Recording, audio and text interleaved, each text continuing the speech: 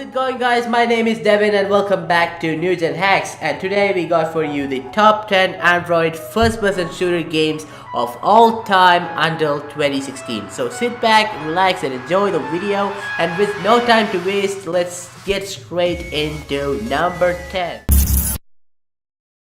At number 10, we have Call of Duty Strike Team. Call of Duty Strike Team for Android is a slave to its own name. At its best, it brings fresh ideas to the series, including squad combat and a top-down perspective that's well suited for touch devices. The gameplay hook is that at any time you can switch the point of view from the first-person view to an overhead drone view. From the sky, you can direct your squad to cover or order them to fire, toss a grenade or secure objective, just like a real-time strategy. And then this mod enhances the tactics of positioning and map awareness while negating the need for sharp and precise aiming, because you're almost always controlling multiple soldiers at the same time, so it's often possible to boost over fences or set up your own covering fire or distract enemies for silent takedown or just try out new tactics. Anyway, playing Strike Team this way is fun, challenging and brimming with tactical options. At number 9, we have Deus Ex The Fall. Deus Ex The Fall is a story-driven action RPG and the first Deus Ex in the series to be released on a mobile device. The game includes never-seen-before characters from the novel Deus Ex The Icarus Effect and picks up directly where the book finishes.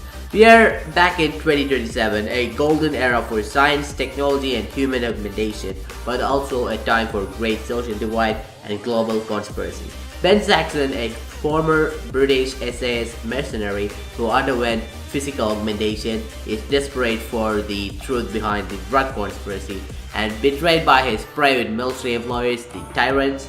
Not only is his life at risk, but for all augmented human, time is running out. At number 8, we have Fields of Battle. Fields of Battle is not just for the paintball fans, but it's a game that appeals to all gamers that love the first-person shooter genre. It should be noted that this is a title that allows users to start playing for free, but includes in-app purchases to give players access to additional content. However, there is sufficient content available for free without the need for making any purchases. Players have several options when customizing their character. Gears may be purchased or collected, such as the paintball guns, magazine, and air canisters. Furthermore, characters may be customized by changing helmet, outfit, skin tone, and overall appearance. Intense gameplay, intuitive controls, and extensive content make this a must-own app. This is not a game for casual players, but instead geared more toward the hardcore shooter fans. Let's get on to the next one. At number 7, we have Unkilled. There is something eminently playable and eminently familiar about Unkilled. It's Badfinger at its free-to-play zombie blasting best, but you can't help but think that this is just another game in the super successful Dead Trigger series. The game is written during a zombie outbreak in New York, and you are a part of a crack team of gunmen sent out to shoot the zombies until they turn into puffs of glittery gold smoke. The default control scheme is remarkably simple. Drag the thumb around the left of the screen to move and the one around the right of the screen to aim whatever weapon of mid-level distraction you got equipped. Overall, this game is beautiful and smooth and a must-play game from Badfinger. So let's get on to the next one. At number 6, we have Modern Combat 4 Zero Hour. With Modern Combat 4, Gameloft continues to push mobile gaming to a new visual height. Gamers will chase villains through Barcelona, get embroiled in major firefights in the street of Seattle, and eventually storm an enemy compound in Antarctica. There's no sense of phasing and little gameplay variety besides the aforementioned vehicle segments, but all of the extensive weaponry at your disposal feels powerful and satisfying, especially the shotgun, which seemed to work at absurdly long distances. Like its predecessor, Modern Combat 4 features a suite of free multiplayer modes and maps powered by Gameloft Live. Local Wi-Fi multiplayer is also included. In my limited multiplayer test, the experience was fun and lag-free. Up to 12 players can duke it out across 8 modes and 8 maps. Let's get on to the next one. At number 5, we have Deer Hunter 2016.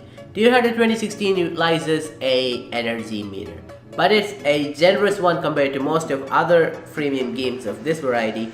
The game has a variety of animals to hunt on with a variety of weapons. Levels cost 1 energy bar to attempt, and with the default of 10 energy bars, and when full, I had no problem always having enough energy during my play sessions with the game over the weekend. The Deer Hunter 2016 also rewards players with additional energy whenever they level up, which occurs often at the beginning, a free energy bar by watching an ad, and random refills during pre-designated time windows during the day. And the first full energy refill is free.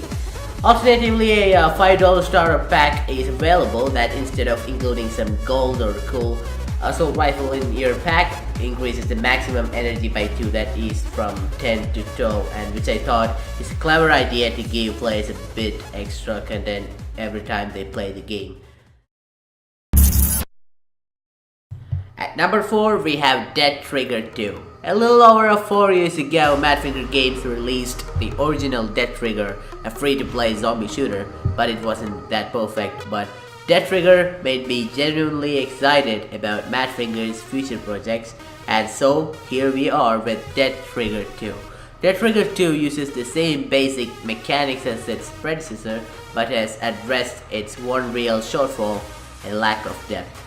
Dead Trigger, for all of its fun, did eventually become very repetitious. The linear difficulty curve also meant that you would reach a point where you have to grind to the next weapon upgrade, got so long and become so necessary that it didn't feel so much like the game wanted to take your money, as it didn't have any more content to give you. I really enjoyed this game. It has a wide variety of weapons, new updates and levels, and a decent storyline. At number 3, we have Dead Effect 2. Throughout the first couple of missions, you will be gradually introduced to the various mechanics of the game and the HUD. At first, I found the default position of the fire and reload buttons to be in the way of my movement, but that could be because of my big hand. You can rearrange the HUD however you see fit via the options menu, and the game controls are fine overall. You can even choose where to place the action button for activating elevators, which is nice. Dead Effect is fully voiced, which is both a good and a bad thing. It's good in that it creates more immersive environment, which is already a bloody, dark and foreboding atmosphere, but bad in that the acting is not very good. Both of the player characters sound strained, and the ship AI sounds cheesy, and Wagner, who is helping you throughout the game, sounds like a very bad Schwarzenegger. Let's get on to the next game.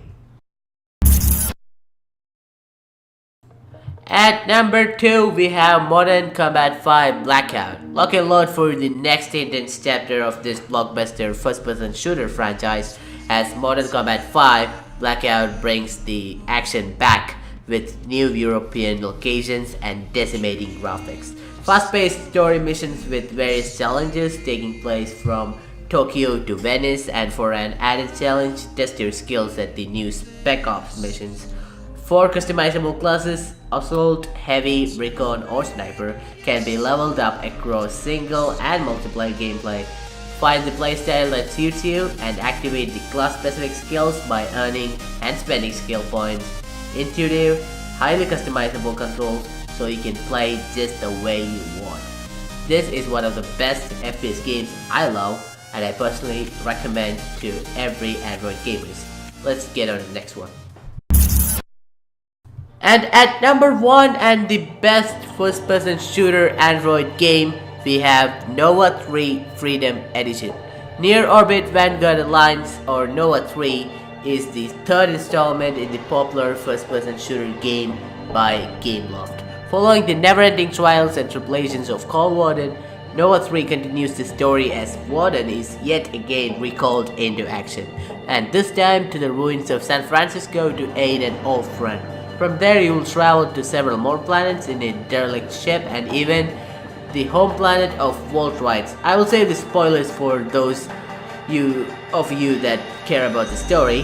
The graphics are impressive and the storyline is good. It's fully free to play and a must play game. And before we end up our list, as an honorable mention, we have Critical Ops. Critical Ops is an upcoming shooter, a decent Counter-Strike clone for your mobile. It features pretty decent graphics, online multiplayer, tons of weapons to pick up, and weapon skins to add a bit of customization. It basically looks exactly like Counter-Strike, and the alpha is just out on Google Play, so go and give it a try. And that's it. So guys, thanks for watching. Hope you enjoyed the video. If you did really enjoy, don't forget to punch that like button in the face. And if I missed anything from my list, any of your favorite games or something, just comment it right below, and that really helps a lot. Also, don't forget to punch through that subscribe button if you don't want to miss out on our next video. And I have included the download links of all the games in the description. See you all fabulous people, and until next time, goodbye. I'm Devin. Gen hacks back in stacks. Vigor video maker skills like heroes hacks. Three guys best buddies, no juice. Giggity, figgity, rigga, pigga, take a shiggity. Get in here. What the shot! Woo! What are you doing down there? I survived. What the fuck? What the fuck is that? Ah! What's what? It's a fucking flying dog.